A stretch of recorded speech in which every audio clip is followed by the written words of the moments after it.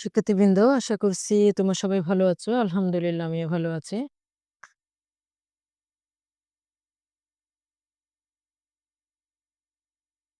আজকে আমরা আমাদের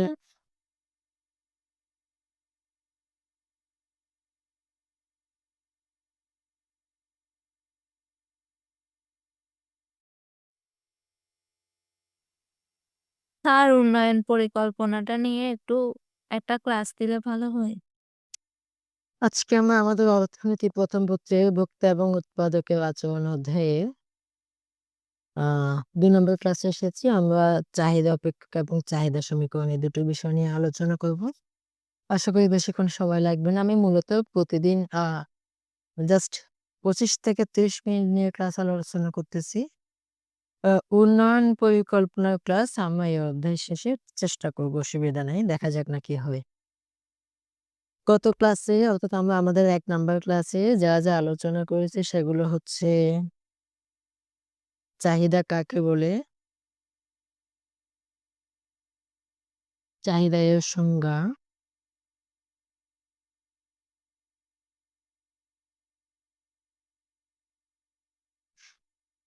আমাদের ২ নাম্বার ছিল চাহিদা বেদে।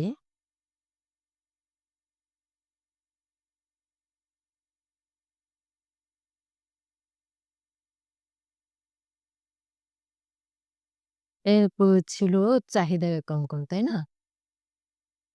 তোমরা মিউট করে রাখো। বারবার বলছি, তোমাদের প্রশ্ন থাকলে তখন আনমিউট করবা, এমনি আনমিউট করবা না।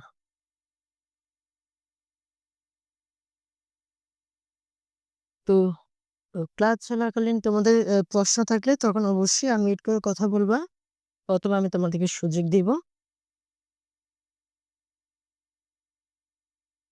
আমি জানি ইতিমধ্যে এই বিষয়গুলো তোমাদের অনেকেরই জানা আছে।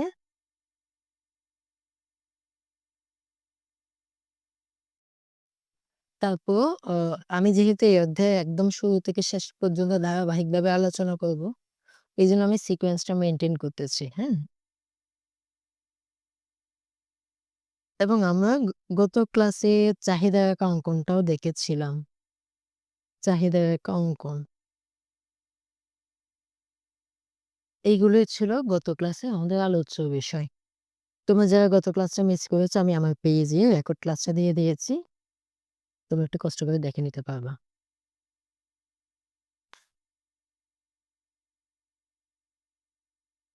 চাহিদা অপেক্ষক। আমাদের ৩ নম্বর টপিকস আজকে চাহিদা অপেক্ষক।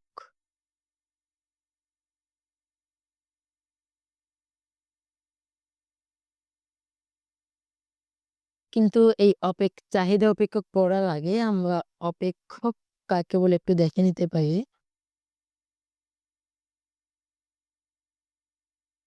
অপেক্ষকের সংজ্ঞা কি?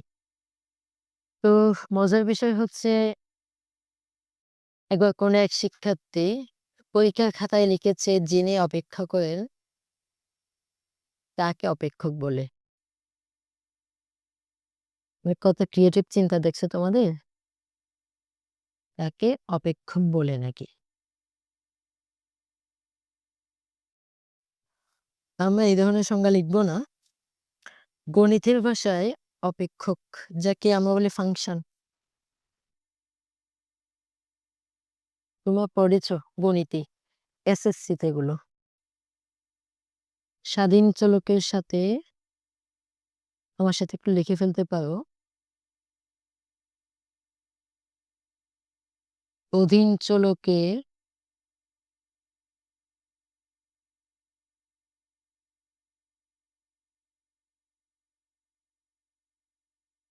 পারস্পরিক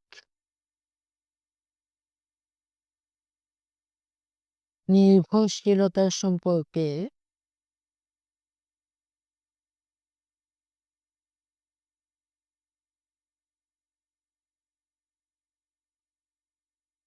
গাণিতিক প্রকাশকে অপেক্ষক বলা হয়।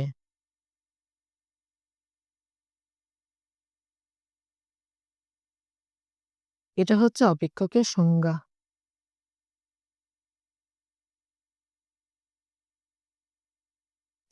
তোমাদের পরীক্ষায় অপেক্ষকের সংজ্ঞা আসতেও পারে, নাও আসতে পারে। কিন্তু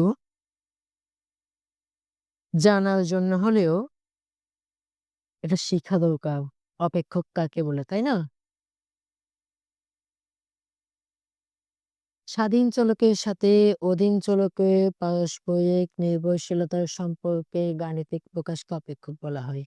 তাহলে এখানে অনেকগুলো শব্দ চলে আসলো। স্বাধীন চলক কাকে বলে, অধীন চলক কাকে বলে, আবার চলক কাকে বলে, এগুলোও তাহলে জানতে হবে। আমরা আজকে এগুলো নিয়ে আলোচনা করব না। আমাদের আজকে আলোচনার বিষয় হচ্ছে চাহিদা অপেক্ষক। তবে হালকা করে হলে আমরা স্বাধীন চলক, অধীন চলক বিষয়গুলো একটু দেখে নিব, হ্যাঁ? যেমন তোমরা 9-10 এ এই ধরনের সমীকরণ লিখেছিলে কিনা দেখো তো। y সমান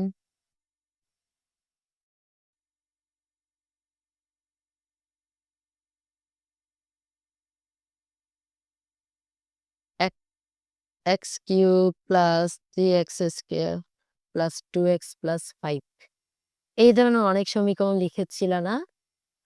এইটা একটা অপেক্ষক। আমি উদাহরণস্বরূপ দিলাম আরকি। এই অপেক্ষক এই যে সমানের ডান পাশে আছে x, সমানের বাম পাশে আছে y। এই সমানের ডান পাশে যে চলক x টা আছে, এটাও x, এটাও x, এটাও x। এখানে কোনো x নেই, এটা একটা সংখ্যা বা ধ্রুবক বা স্থির মান। এখানে x হচ্ছে স্বাধীন চলক, এই y টা হচ্ছে অধীন চলক।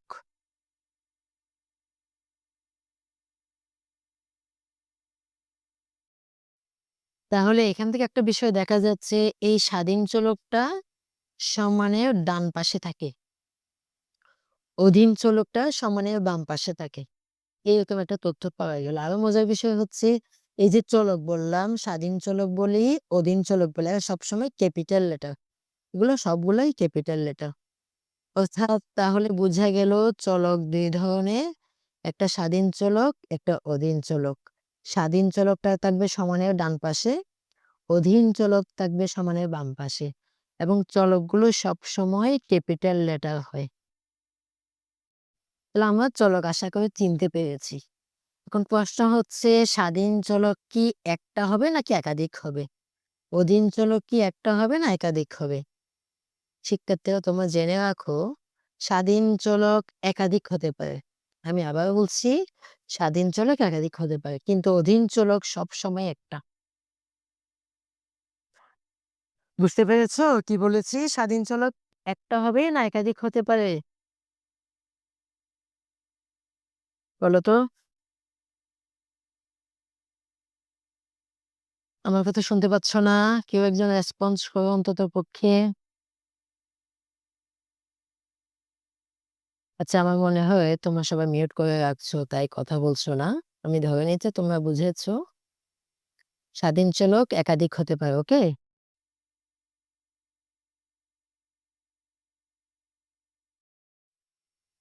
অধীন চলক মাত্র একটা হয়। ওকে ফাইন, ঠিক আছে। এখন এই যে স্বাধীন চলক এবং অধীন চলকের মাঝে পারস্পরিক নির্ভরশীলতার সম্পর্ক। স্বাধীন চলকের মানের উপর অধীন চলকের মান নির্ভরশীল। অর্থাৎ স্বাধীন চলক বসালেই অধীন চলক পাওয়া যায়, অধীন চলকের মান পাওয়া যায়। এই যে পারস্পরিক একটা সম্পর্ক, এই সম্পর্ককেই বলা হয় অপেক্ষক। এইটাকে আমি দেখো তো তোমরা এইভাবে লিখেছিলা, এরকম মনে আছে কিনা? y সমান ফাংশন অফ এক্স লিখেছিলা 9-10 বা 6-7 যখন গণিত করেছিলা। y সমান ফাংশন অফ এক্স এইভাবেই তোমরা লিখেছিলা। y হচ্ছে x এর ফাংশন। এখানে x টা হচ্ছে স্বাধীন চলক, y টা হচ্ছে অধীন চলক।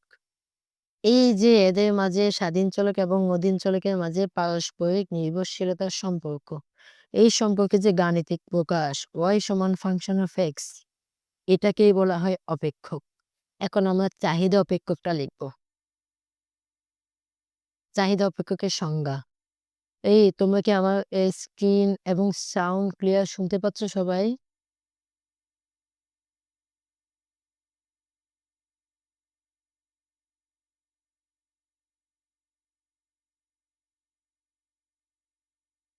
কোনো অসুবিধা হচ্ছে না তো?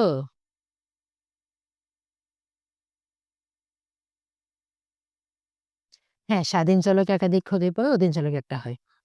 চাহিদা অপেক্ষক কি আমরা সেটা একটু লিখবো এবার।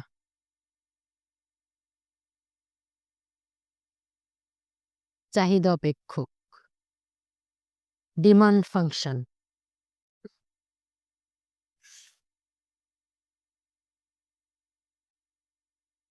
Demand function.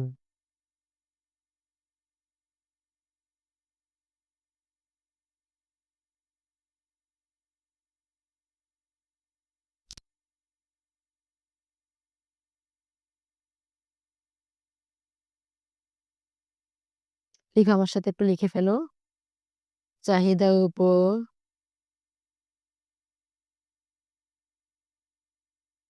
প্রভাব বিস্তারকারী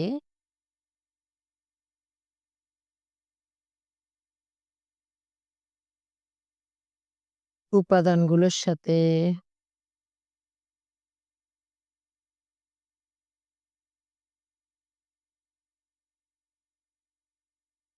চাহিদা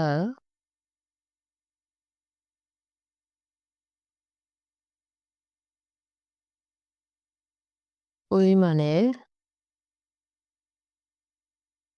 নির্ভরশীলতা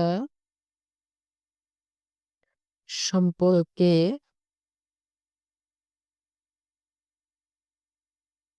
গাণিতিক প্রকাশকে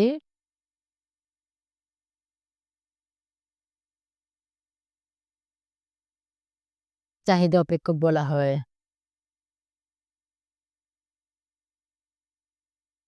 কঠিন বলে মনে হচ্ছে? আমি সহজ করে দিচ্ছি। শিক্ষার্থীরা খেয়াল করো, আমি যে সংজ্ঞাটা লিখেছি এটা আসলে কঠিন না, সহজ একটা বিষয় আমি লিখেছি। চাহিদার উপর প্রভাব বিস্তারকারী উপাদানগুলোর সাথে চাহিদার পরিমাণে নির্ভরশীলতার সম্পর্কে গাণিতিক প্রকাশকে চাহিদা অপেক্ষক বলা হয়। আচ্ছা, তোমরা যদি এর চেয়েও সহজ করে জানতে চাও,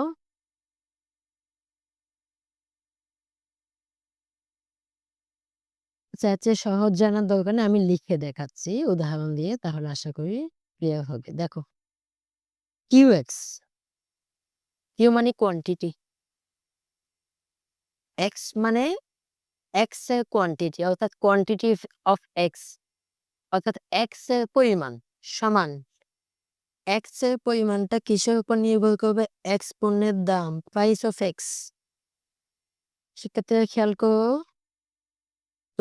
আমি বাজারে এক্স পণ্য কিনতে গেলাম, এক্স পণ্য কিনতে গেলে আমি অবশ্যই এক্স পণ্যের দাম বিবেচনা করব।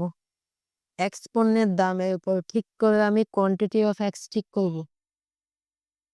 দাম বেশি হলে কোয়ান্টিটি কম হবে, দাম কম হলে কোয়ান্টিটি বেশি হবে, অর্থাৎ একটি পণ্যের চাহিদার পরিমাণ ওই পণ্যের দামের উপর নির্ভরশীল। কথাটা বুঝছো কিনা?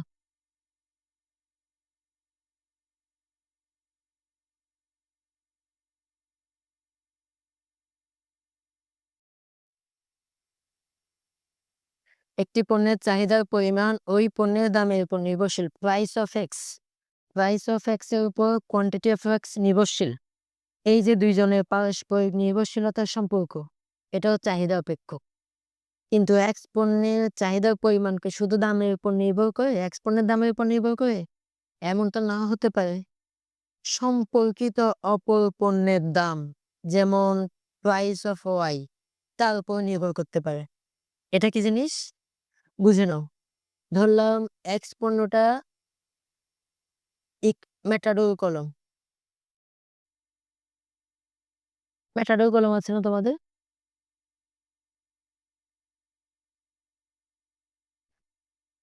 এই ম্যাটাডোর কলমের দাম 20 টাকা হয়ে গেছে। তখন তোমরা চিন্তা করবে এটার দাম তো বেড়ে গেছে, তখন ম্যাটাডোর কলম কিনবা না।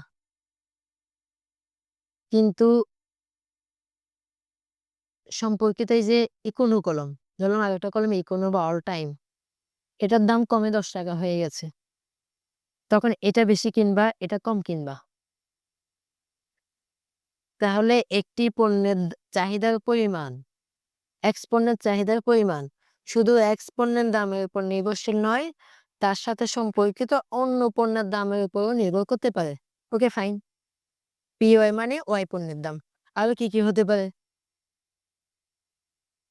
এম। এম বলতে আমি এখানে ভোক্তা ইনকামকে বোঝাচ্ছি।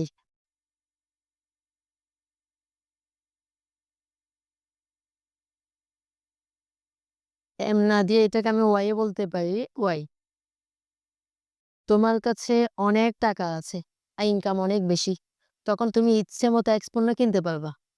আবার তোমার ইনকাম অনেক কম, তখন তুমি দেখবা যে এক্স পণ্য কম কিনতেছো। তাহলে একটি পণ্যের চাহিদার পরিমাণ অথবা এক্স পণ্যের চাহিদার পরিমাণ ব্যক্তি ওয়াই আয়ের উপর নির্ভরশীল। ওকে, আর কি হতে পারে? টি মানে টেস্ট। তোমার চা খেতে ভালো লাগে, টেস্ট। এখন এই চায়ের দাম বাড়ুক কমুক এটা তোমার জন্য ফ্যাক্ট নয়। অর্থাৎ মানুষের রুচি, চাহিদা, পছন্দ ইত্যাদির উপর একটি পণ্যের চাহিদা নির্ভর করে। তাহলে দেখা যাচ্ছে এই এক্স পণ্যের পরিমাণ, কোয়ান্টিটি অফ এক্স অথবা এক্স পণ্যের চাহিদার পরিমাণ এক্স পণ্যের দামের উপর নির্ভরশীল। এক্স পণ্যের সাথে সম্পর্কিত ওয়াই পণ্যের উপর নির্ভরশীল হইতে পারে। ব্যক্তির ইনকামের উপর নির্ভরশীল, ব্যক্তির রুচি টেস্টের উপর নির্ভরশীল, আরো অনেক কিছুর উপর নির্ভরশীল হইতে পারে। আমি ডট ডট দিয়ে বুঝিয়ে দিলাম। এইগুলার সাথে এক্স পণ্যের যে সম্পর্ক তার গাণিতিক প্রকাশ ফাংশন, এটাকেই বলা হয় চাহিদা অপেক্ষক। এই যে বললাম চাহিদার উপর, এক্স পণ্যের চাহিদার পরিমাণের উপর প্রভাব বিস্তারকারী উপাদান। এখানে প্রভাব বিস্তারকারী উপাদান হচ্ছে এক্স পণ্যের দাম সম্পর্কিত ওয়াই পণ্যের দাম, ব্যক্তির আয় অর্থাৎ ভোক্তার ইনকাম, ভোক্তার রুচি, ভোক্তার পছন্দ, অনেক কিছু থাকতে পারে। এই যে উপাদানগুলোর সাথে চাহিদার পরিমাণের কোয়ান্টিটি অফ এক্স এর নির্ভরশীলতার সম্পর্ক গাণিতিক প্রকাশকে চাহিদা অপেক্ষক বলা হয়। এখন এই নির্ভরশীলতার সম্পর্কটা কিরকম এবার বুঝিয়ে দিই। এক্স পণ্যের দাম বাড়লে এক্স পণ্যের চাহিদা কমে যাবে, এক্স পণ্যের দাম কমলে এক্স পণ্যের চাহিদা বেড়ে যাবে। এই এক্স পণ্যের সাথে সম্পর্কিত ওয়াই পণ্য দাম বাড়তে পারে, কমতে পারে। তার উপর ডিপেন্ড করেও আমরা এক্স পণ্যের পরিমাণ বাড়াবো বা কমাবো। তুমি এক্স পণ্যটা কিনতে যাচ্ছ, তোমার ইনকাম অনেক বেশি, তখন তুমি এক্স পণ্য ইচ্ছা মতো কিনবা। তাহলে তোমার ব্যক্তির ইনকাম বা ভোক্তার ইনকাম পণ্যের চাহিদার উপর প্রভাব বিস্তার করতেছে। তোমার ইনকাম কম, এক্স পণ্য তুমি কম কিনবা। এবার দেখো তোমার রুচি, টেস্ট, পছন্দ অনেক উন্নত, অনেক বেশি, তুমি আহ রুচিসম্মত মানুষ, অথবা তোমার খুব পছন্দের জিনিস, সেক্ষেত্রে তুমি এটা আর দাম বিবেচনা করবে না, নিয়ে ফেলবা। তাহলে এরকম অনেকগুলো বিষয় আছে যে এই বিষয়গুলোর উপর একটি পণ্যের চাহিদা নির্ভরশীল। এদের সাথে এই চাহিদার পরিমাণে পারস্পরিক নির্ভরশীলতার সম্পর্কে গাণিতিক প্রকাশকে চাহিদা অপেক্ষক বলা হয়। তো মজার বিষয় হচ্ছে আমরা একটু আগেই বলেছিলাম সমানের ডান পাশে থাকবে স্বাধীন চলক। আমাদের এই সমীকরণে স্বাধীন চলক ছিল একটা, কিন্তু আমি বলেছি স্বাধীন চলক একাধিক হতে পারে। সমানের বাম পাশে থাকবে অধীন চলক। এইখানে ওয়াই সমান ফাংশন অফ এক্স, এক্স একমাত্র স্বাধীন চলক, ওয়াই একটি মাত্র অধীন চলক, এবং অধীন চলক একটাই হবে। কিন্তু আমরা যে চাহিদা অপেক্ষক লিখলাম, এখানে দেখা যাচ্ছে এটা একটা স্বাধীন চলক, এটা একটা স্বাধীন চলক, এটা একটা স্বাধীন চলক, এটা একটা স্বাধীন চলক, এরকম অনেক স্বাধীন চলক আছে। এইটাই একমাত্র অধীন চলক। কিন্তু এখানে সবচেয়ে গুরুত্বপূর্ণ স্বাধীন চলকের মধ্যে সবচেয়ে গুরুত্বপূর্ণ হচ্ছে পিএক্স। এটা এমসিকিউ আসে, কোন পণ্যের চাহিদার উপর প্রভাব বিস্তারকে সর্বাধিক গুরুত্বপূর্ণ উপাদান হচ্ছে ওই পণ্যের দাম। এই বড় চাহিদা অপেক্ষকটা যেখানে একাধিক স্বাধীন চলক আছে এবং অনেকগুলো থাকতে পারে, এটাকে আমরা ছোট বানিয়ে ফেলবো, ছোট চাহিদা অপেক্ষক। কোয়ান্টিটি অফ এক্স সমান ফাংশন অফ পি এক্স। বাকিগুলোর চেয়ে এটাই সবচেয়ে গুরুত্বপূর্ণ, অর্থাৎ এক্স পণ্যের চাহিদার পরিমাণ এক্স পণ্যের দামের উপর সবচেয়ে বেশি নির্ভরশীল। আমি এক্স পণ্য কিনতে গেলে আমার পকেটে টাকা থাকুক না থাকুক, আমার রুচি কেমন বা সম্পর্কিত ওয়াই পণ্য কেমন এগুলো বিবেচনা চেয়ে আমি আগে দেখবো এক্স পণ্যের দাম কত। এক্স পণ্যের দাম যদি আমার অনুকূলে হয় আমি পণ্য কিনবো। তাহলে তোমাদের জন্য গুরুত্বপূর্ণ এমসিকিউ হচ্ছে একটি পণ্যের চাহিদা সবচেয়ে গুরুত্বপূর্ণ নির্ধারক কোনটা? ওই পণ্যের দাম। তাহলে আমরা চাহিদা অপেক্ষকটা আশা করি শিখে গেলাম। এই চাহিদা অপেক্ষক নিয়ে তোমাদের কোনো কোয়েশ্চেন থাকলে আমাকে জিজ্ঞেস করতে পারো। এখানে আমি ডট দিয়েছি, এখানে আরো অনেক বিষয় আসতে পারে। এক্স পণ্যের দাম সম্পর্কিত ওয়াই পণ্যের দাম, ওয়াই মানে ভোক্তার আয় বা ইনকাম, টি মানে টেস্ট রুচি, ডট মানে এখানে আরো অনেক কিছু আসতে পারে। সংক্ষেপে সবচেয়ে গুরুত্বপূর্ণ পিএক্স অর্থাৎ এক্স পণ্যের দাম, এটাই হচ্ছে চাহিদা অপেক্ষক। কিউএক্স সমান ফাংশন অফ পিএক্স। এই পর্যন্ত তোমাদের কোনো কোয়েশ্চেন আছে? যদি না থাকে আমরা আমাদের পরবর্তী আলোচ্য বিষয় চাহিদা সমীকরণে চলে যাই। হ্যাঁ,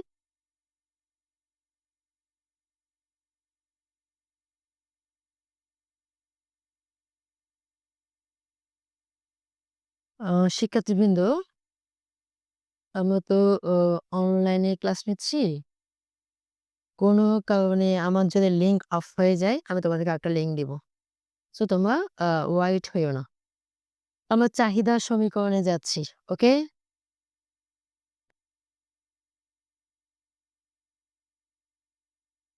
আমাদের 4 নাম্বার টপিকস।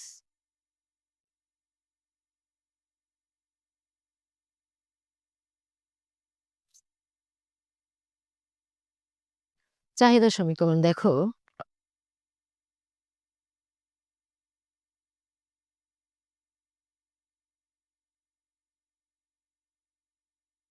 স্যার কি বলছিলেন আরেকবার বলেন, বুঝি নাই। কোনটা চাহিদা সমীকরণ, কোনটা বুঝো নাই?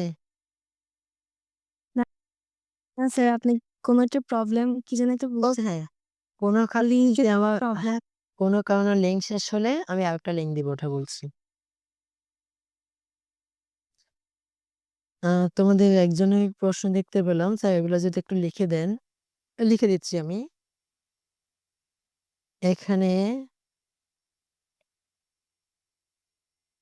কোয়ান্টিটি অফ এক্স সমান এক্স পণ্যের পরিমাণ, চাহিদার পরিমাণ।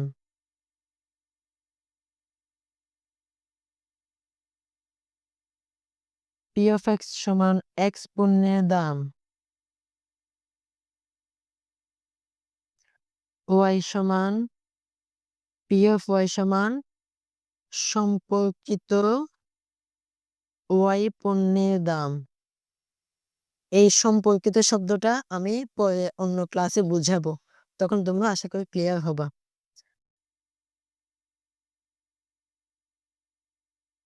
এই তোমরা কি আমার কথা ক্লিয়ার শুনতে পাচ্ছ সবাই? বলো তো।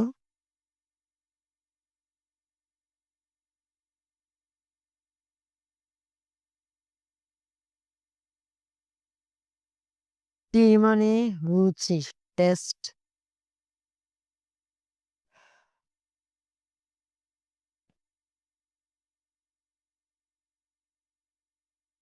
চাহিদা সমীকরণ সবচেয়ে গুরুত্বপূর্ণ এটা। ডিমান্ড ইকুয়েশন,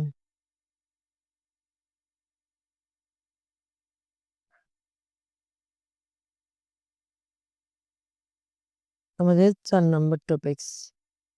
আমি ডিমান্ড ইকুয়েশনটা তোমাদেরকে লিখে দিচ্ছি, খেয়াল করো। ডি সমান এ মাইনাস বিপি, এটাও চাহিদা ডিমান্ড ইকুয়েশন, চাহিদা সমীকরণ, অথবা কোয়ান্টিটি অফ ডি সমান এ মাইনাস বিপি, এটাও ডিমান্ড সমীকরণ। এখানে ডি এবং কিউডি একই জিনিস, তাহলে ডি সমান কিউডি সমান এ মাইনাস বিপি, একই কথা। এরপর আর কিভাবে লিখতে পারি এটাকে? ডি সমান কিউডি সমান 10 - 2p। তাইলে আবার খেয়াল করো আমি এখানে সংখ্যাগত মান বসিয়ে এটাকে এইভাবেও লিখতে পারি 20 - 5p। এগুলো সবগুলোই হচ্ছে চাহিদা সমীকরণ, চাহিদা ইকুয়েশন। খেয়াল করো d সমান m - b পেটে যেই কথা,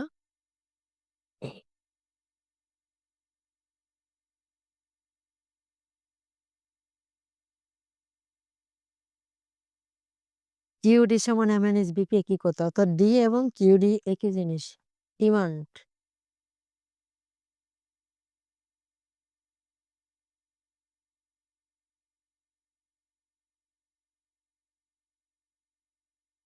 ডিমান্ড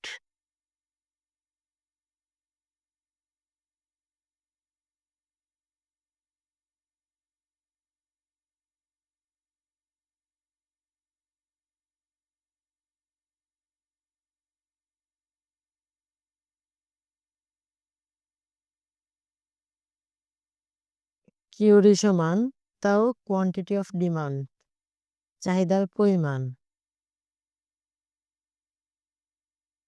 ওকে, ওকে। খেয়াল করো আমি এইখানে সংখ্যাগত মান বসিয়েছি 20 - 5p।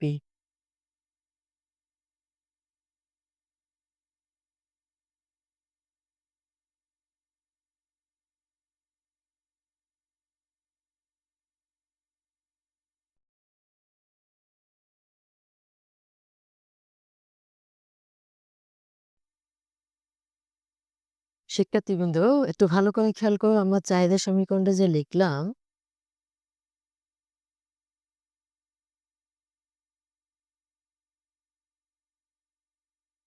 এই চাহিদা সমীকরণের ব্যাখ্যাটা আমি তোমাদেরকে দিয়ে দিচ্ছি। এই যে d সমান a - bp, এটাও চাহিদা সমীকরণ।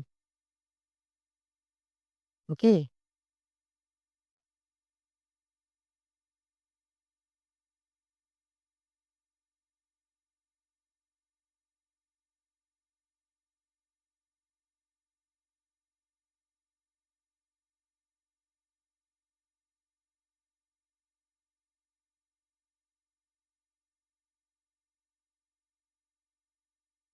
d সমান m - bp, qd সমান m - bp, d এবং qd একই জিনিস। d সমান qd সমান m - bp আমি একসাথে দেখিয়েছি। এইখানে আসে আমি মান বসিয়েছি d সমান qd সমান 10 - 2p। তাহলে দেখো তো এই a এর জায়গায় এখানে 10 আসছে, a এর জায়গায় 10 আসছে, b এর জায়গায় 2 আসছে।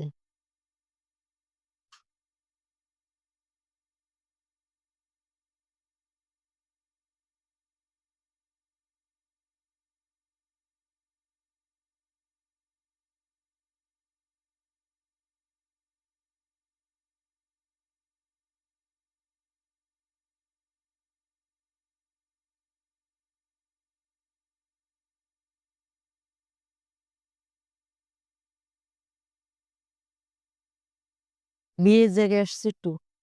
তাহলে দেখো এইখানেও দেখো এই a এর জায়গায় 10 20 আসছে, b এর জায়গায় 5 আসছে। খেয়াল করো p স্বাধীন চলক, প্রাইস চেঞ্জ হয় নাই, চলক স্বাধীন চলক। d অধীন চলক। তাহলে এবার আমি একটু পরিচয়টা একটু ক্লিয়ার করে দিচ্ছি চাহিদা সমীকরণে।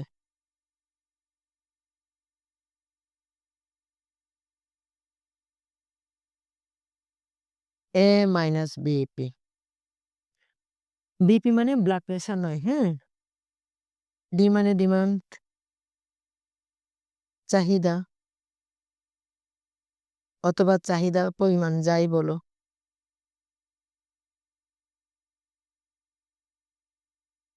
এটা হচ্ছে আবার সমানের কোন পাশে দেখো তো, বাম পাশে, অধীন চলক।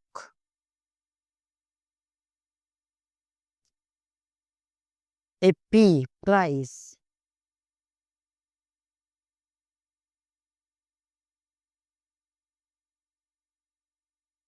দাম।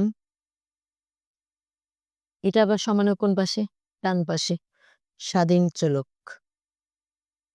শিক্ষার্থীরা খেয়াল করো আমি তোমাদেরকে বলেছিলাম স্বাধীন চলক এবং অধীন চলক সবসময় ক্যাপিটাল লেটারেই হয়। এই পিটা ক্যাপিটাল লেটার, ডিটা ক্যাপিটাল লেটার। পি স্বাধীন চলক, ডি অধীন চলক। আবার ডি মানে কিউডি, একই কথা।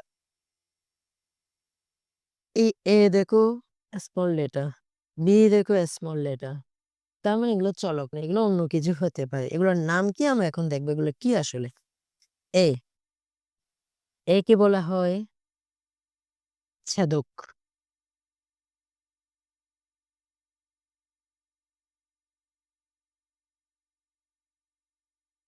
এর আরেকটা নাম আছে, একে বলা হয় শূন্য দামের চাহিদার পরিমাণ, এটাও বলা হয়ে থাকে। তোমাদের মধ্যে মাঝে মধ্যে এমসিকিউ আসতে পারে। এখন এই শূন্য দামে চাহিদার পরিমাণ কেন বলে সেটা আমরা একটু দেখবো। শূন্য দামে চাহিদার পরিমাণ, তার আগে আমরা দেখে নিব বি। এই যে সবচেয়ে গুরুত্বপূর্ণ এই বি, বি এর পরিচয় কি? বি স্মল লেটার এবং এটা কখনোই চলক নয়। বি কে বলা হয় ঢাল, এবং এই ঢালের মানটা দেখো মাইনাস। তো ঢাল, চাহিদার আকার ঢাল সবসময় মাইনাস হয়, সবসময় না, স্বাভাবিকভাবে চাহিদার আকার ঢালটা ঋণাত্মক হয়। এখন চাহিদার আকার ঢাল কেন ঋণাত্মক সেটা হচ্ছে আহ এই যে স্বাধীন চলক এবং অধীন চলক, প্রাইস এবং ডিমান্ড, তাদের মধ্যে সম্পর্ক বিপরীত। আমি গত ক্লাসেই বলেছিলাম দাম এবং চাহিদার পরিমাণের মধ্যে সম্পর্ক বিপরীত থাকে, তাই চাহিদার আকার বাম থেকে ডানে নিম্নগামী হয়, এটা বলেছিলাম। ঠিক আজকে আমি লিখলাম এটা বি মানে চাহিদার আকার ঢাল, এখানে ঢালটা মাইনাস। এই ঢাল মাইনাস হওয়ার কারণ হচ্ছে স্বাধীন চলক প্রাইস পি এবং অধীন চলক ডিমান্ড ডি, এদের দুইজনের সম্পর্ক বিপরীত, মাইনাস। দাম বাড়লেই চাহিদা কমবে, দাম কমলে চাহিদা বাড়বে। দাম এবং চাহিদার পরিমাণের সম্পর্ক বিপরীত বিধায় চাহিদার আকার ঢাল ঋণাত্মক। প্রশ্ন আসতে পারে চাহিদার আকার ঢাল কেন ঋণাত্মক? কারণ দাম এবং চাহিদার পরিমাণের মাঝে সম্পর্ক বিপরীত, তাই চাহিদার আকার ঢাল ঋণাত্মক। গেল, কিন্তু কথা এখনো শেষ হয় নাই। একে শূন্য দামে চাহিদার পরিমাণ কেন বলা হয়? এটা তো আমি মুখে বললে হবে না, আমাকে প্রমাণ করে দেখাইতে হবে। প্রমাণ করে দেখানোর উপায় আমিও দেখাচ্ছি, দেখো আমি স্টার মার্ক দিয়ে দেখাচ্ছি। শূন্য দামে চাহিদার পরিমাণ বলতে কি বোঝায়? ডি সমান এ মাইনাস বিপি। আমি দেখো এ সমান বললাম দাম শূন্য, প্রাইস 0, তাহলে এ মাইনাস বি ইন্টু পি এর জায়গায় আমি বসাবো 0। 0 কি দেখা যাচ্ছে? দেখা না গেলে আমি দেখার মতো ব্যবস্থা করে দিচ্ছি। দাম শূন্য, দাম শূন্য হলে কি হয় দেখো তো, এ মাইনাস বি এর সাথে 0 গুণ করলে 0 সমান এ। এই জন্য অর্থাৎ ডিমান্ড চাহিদার পরিমাণ সমান এ। দাম শূন্য হলেও চাহিদা এ পরিমাণ বজায় থাকবে, এই জন্য এ কে গণিতের ভাষায় উৎসেদক বলে, আবার শূন্য দামে চাহিদার পরিমাণও বলা হয়। তার প্রমাণও আমি দেখিয়ে দিলাম। চাহিদা সমীকরণে পি এর মান 0 বসালে এ বেঁচে থাকে, এ শেষ হয়ে যায় না, ডি সমান এ পাওয়া যায়, অর্থাৎ ডিমান্ড সমান এ। এটা আরো একটা প্রমাণ আমি তোমাদেরকে দেখাচ্ছি, খেয়াল করো। আমি একটা চাহিদা সমীকরণ লিখলাম, ডি সমান 20 মাইনাস 3পি। শিক্ষার্থীরা ভালো করে খেয়াল করো, এইখানে পি হচ্ছে স্বাধীন চলক, ডিমান্ড হচ্ছে অধীন চলক। পি এবং ডিমান্ডের সম্পর্ক বিপরীত বিধায় তাদের রেখার ঢালটা, সমীকরণের ঢাল মাইনাস। এইখানে ঢাল সমান কত? এই যে মাইনাস বি, আমাদের চাহিদা সমীকরণ মাইনাস বি, এটা ঢাল, এই যে ঢাল, এখানে বি এর জায়গায় আছে -3, তার মানে এই সমীকরণের ঢাল হচ্ছে -3। কিভাবে ঢাল নির্ণয় করা যায় আশা করি দেখতে পেরেছো। আমি আবারও দেখাচ্ছি কিভাবে কম্পেয়ার করতেছি। আমার এটা হচ্ছে মূল চাহিদা সমীকরণ। আমরা বলেছিলাম এই -b হচ্ছে ঢাল।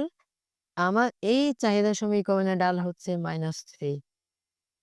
ঠিক এটাকে আমি বলেছিলাম ছেদক অথবা শূন্য দামে চাহিদার পরিমাণ। এই চাহিদা সমীকরণে এর মান কত তাহলে 20। ছেদক A সমান 20। এখন এই ছেদক A সমান 20 এটা তো আমি মুখস্থ বসিয়ে দিয়েছি।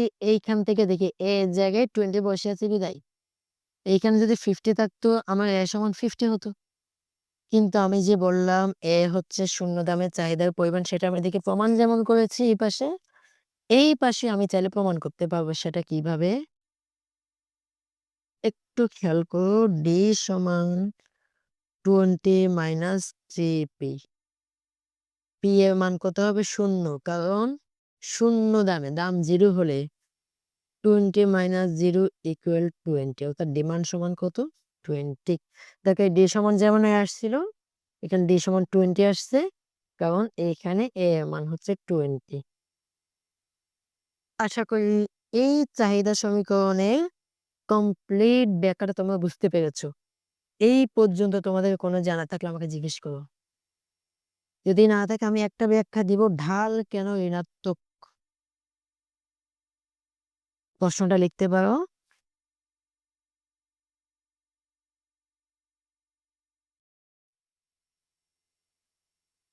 এটা ঢাল ঋণাত্মক কেন? প্রশ্ন 2 নম্বর বা 1 নম্বর জেনে আসতে পারে। উত্তর হবে দাম ও চাহিদার পরিমাণ কোয়ান্টিটি কিউ, ব্র্যাকেটে কিউ দিলাম, এর মাঝে বিপরীত সম্পর্ক বিরাজমান।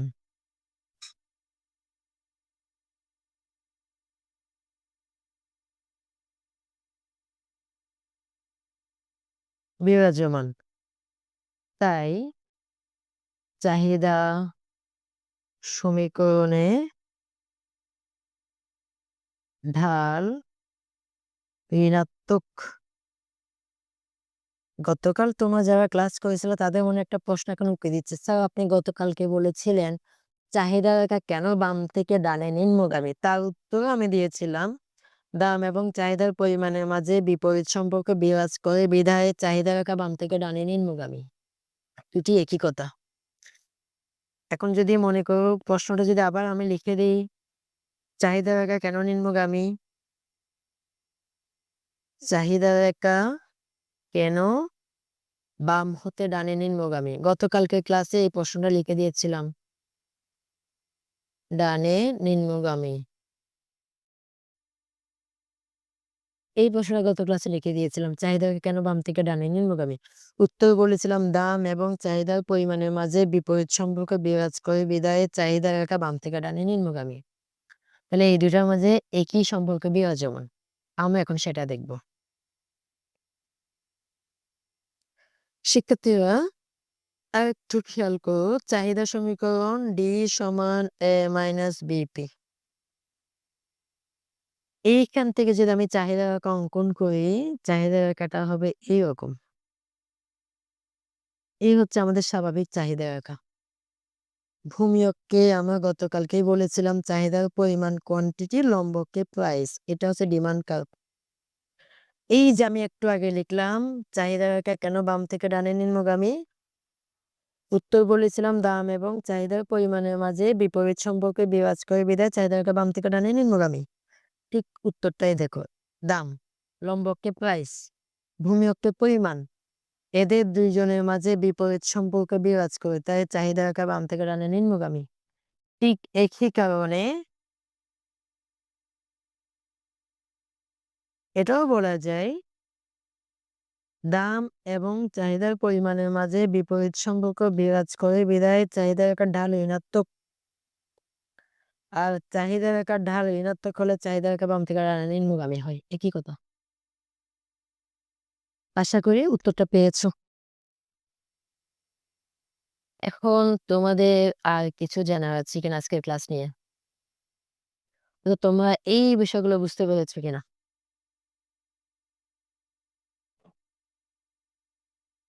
কোনো প্রশ্ন থাকলে আমাকে জিজ্ঞেস করতে পারো। আমি এখানে মান বসিয়ে দেই, তোমাদের সুবিধা হবে।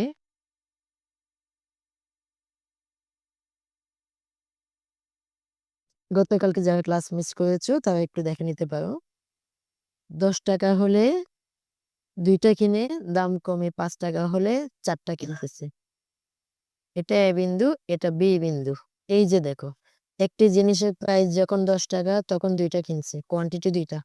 দাম কমে ৳5 হয়েছে, কোয়ান্টিটি বেড়ে ২ থেকে ৪ হয়ে গেছে। এই ২ টা বিন্দু যোগ করে ডি যে রেখা পাওয়া গেছে এটা চাহিদা রেখা। এই রেখাটা বাম থেকে ডানে নিম্নগামী। কারণ প্রাইস এবং কোয়ান্টিটির মাঝে সম্পর্ক বিপরীত। একটি বাড়লে একটি কমে অথবা একটি কমলে একটি বাড়ে। এই কারণে চাহিদা রেখা বাম থেকে ডানে নিম্নগামী হয় এবং এই কারণে চাহিদা রেখার ঢাল ঋণাত্মক।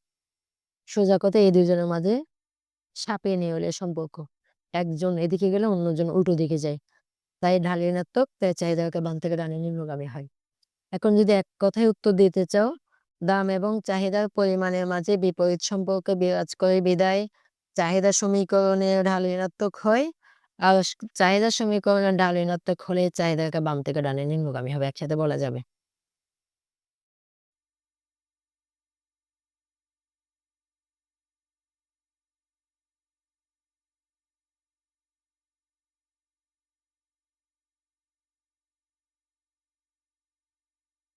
পরিমাণের মাঝে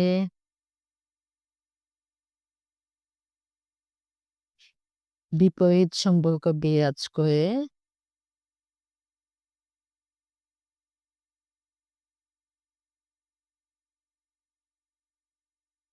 বিধায় চাহিদা রেখা ঢাল ঋণাত্মক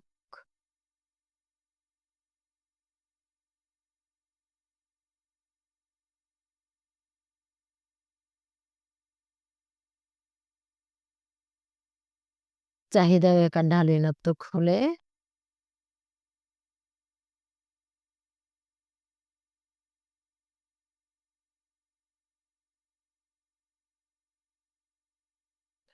চাহিদা রেখা বাম থেকে ডানে নিম্নগামী হয়। একসাথে বলা যাবে।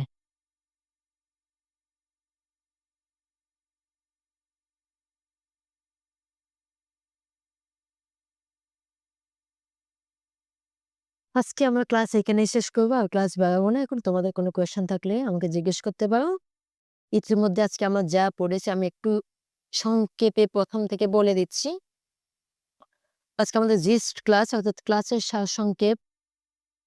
আমরা আজকে মূলত চাহিদা অপেক্ষক এবং চাহিদা সমীকরণ নিয়ে আলোচনা করেছিলাম।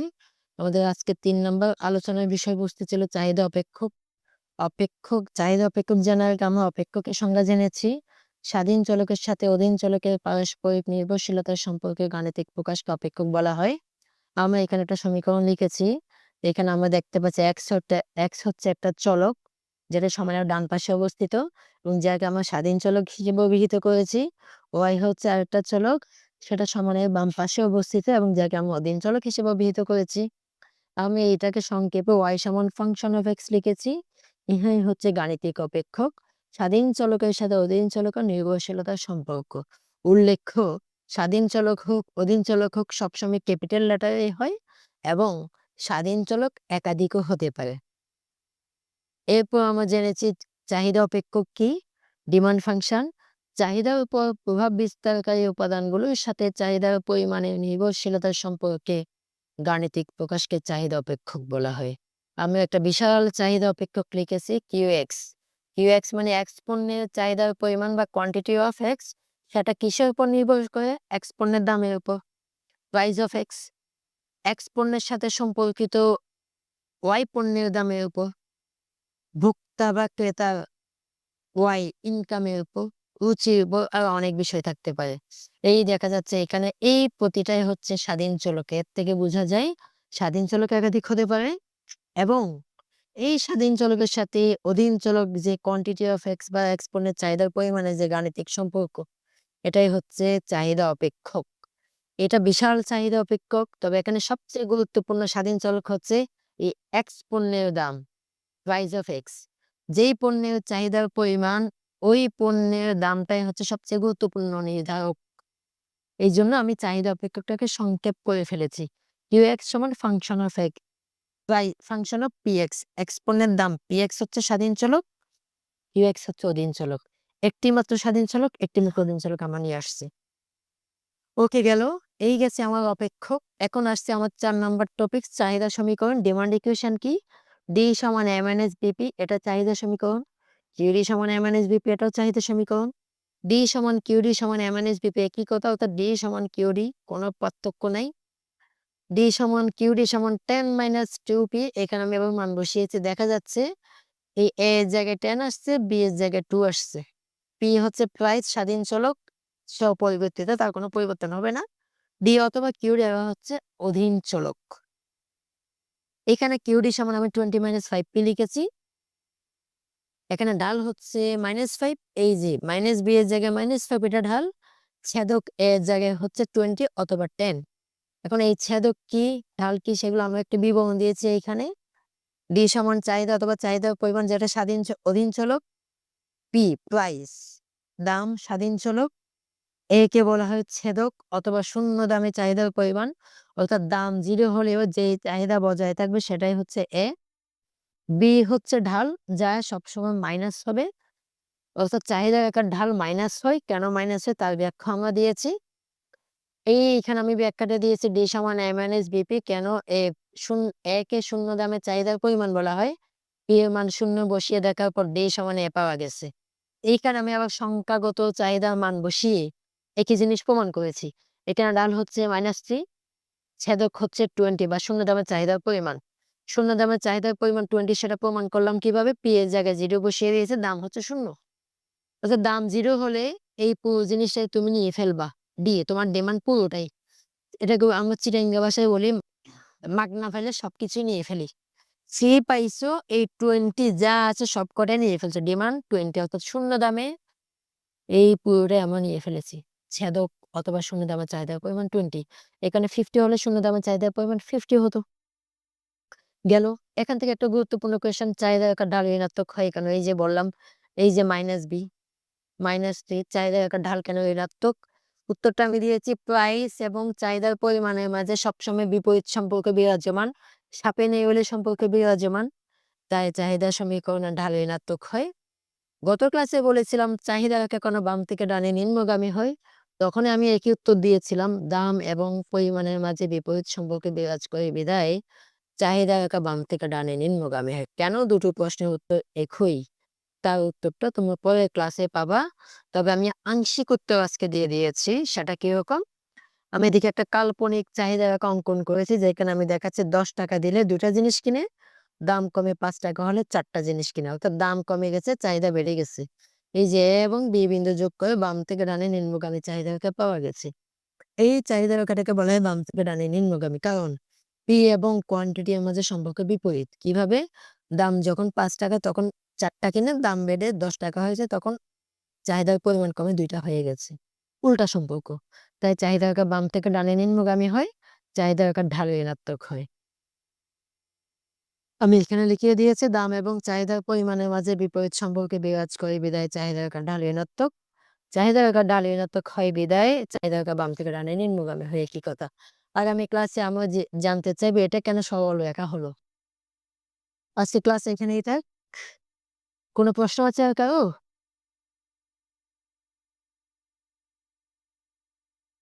প্রশ্ন না থাকলে আমি আরেকটু জিনিস বুঝিয়ে দেই, না বুঝলে আমার মনে হয় অস্পষ্ট থাকতেছে। শিক্ষার্থীরা খেয়াল করো, D সমান A - BP, QD সমান 50 - 3P। এটাকে বলা হয় একমাত্রিক সমীকরণ। জেনে রাখো, একমাত্রিক অপেক্ষক। কেন? কেন একমাত্রিক? উত্তরটা আমি দিয়ে দিচ্ছি। আমাদের এখানে স্বাধীন চলক হচ্ছে P, অধীন চলক হচ্ছে QD, অধীন চলক হচ্ছে D। দেখো, স্বাধীন চলকের পাওয়ার 1, অধীন চলকের পাওয়ার 1। কোন সমীকরণের চলকের সর্বোচ্চ পাওয়ার সেটা স্বাধীন চলক হোক, অধীন চলক হোক। 1 হলে তাকে একমাত্রিক অপেক্ষক বলা হয়। আমি আবার বলছি, কোন সমীকরণে স্বাধীন চলক বলো, অধীন চলক বলো, সর্বোচ্চ পাওয়ার, ঘাত, শক্তি 1 হলে তখন তাকে একমাত্রিক অপেক্ষক বলা হয়। চাহিদা সমীকরণ একটি একমাত্রিক অপেক্ষক। কারণ চাহিদা সমীকরণে পাওয়ার স্বাধীন চলক বলো, অধীন চলক বলো, তাদের সর্বোচ্চ শক্তি 1। আর সর্বোচ্চ শক্তি 1 বিধায় চাহিদা রেখা সরল রেখা হয়। এটা চাহিদা রেখা। এটা সরল রেখা। এটা এইভাবে বক্ররেখা হয় নাই। কেন চাহিদা রেখা বক্ররেখা নয়? কেন সরল রেখা? উত্তরটা এখানেই লুকায়িত। প্রশ্ন হতে পারে চাহিদা রেখা কেন সরল রেখা?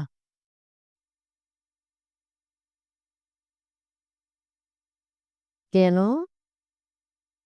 সরল রেখা? উত্তরটা কি হবে?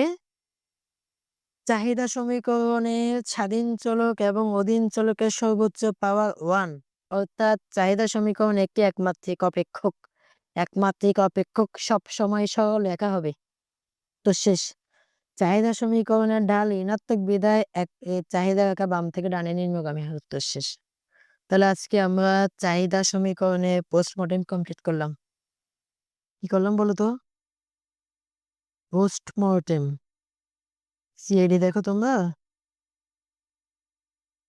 মোর্টেম অফ ডিমান্ড ফাংশন।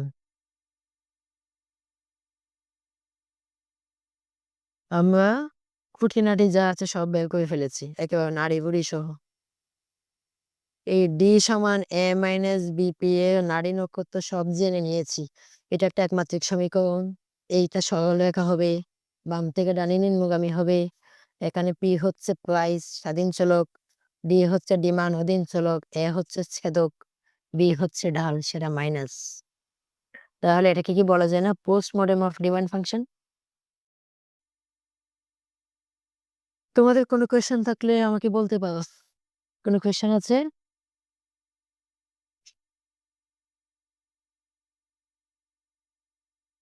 কোনো কোয়েশ্চেন আছে? না স্যার, আল্লাহর রহমতে নাই। বুঝতে পেরেছো? জি স্যার। আচ্ছা, বাকিদের মতামত?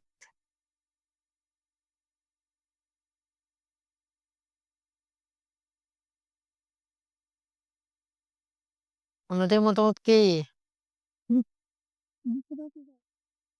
বুঝতে পেরেছো? আচ্ছা, আজকে ক্লাসটা লম্বা হলেও গুরুত্বপূর্ণ না?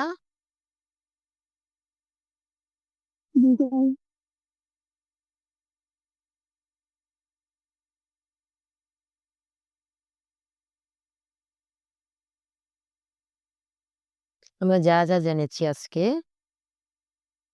কেন নিম্নগামী, তার উত্তর পেয়েছি। চাহিদা রেখা ঢাল কেন ঋণাত্মক, তার উত্তর পেয়েছি। চাহিদা রেখা কেন সরল রেখা, কেন বক্ররেখা নয়, তাও জেনেছি।